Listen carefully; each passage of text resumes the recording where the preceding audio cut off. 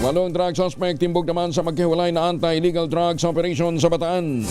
Detalye ng balita mula kay Danny Kumilang, RH 37. Danny, good morning.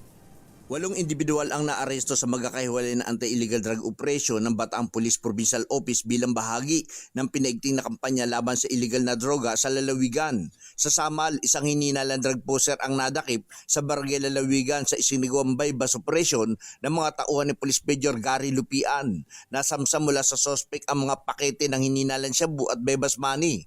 Sa Maribeles, isa ring hininalang tulak ng droga ang naaresto sa barangay Mountain View sa operasyon sa panguna ni Police Major Larry Valencia.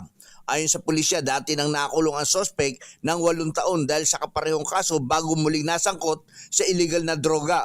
Sa Abukay, isa pang drug suspect ang nahuli sa barangay Salyan sa operasyon ng mga tauhan ni Police Major John Ray Kutab. Samantalang 5 individual naman ang naaresto sa barangay Bilulu Orion ng mga tauhan ni Police Major Mantaib Jalman sa isang nagawang bypass operation kung saan naaktuhan din umano ang ilan sa kanila na gumagamit ng hininalang shabu.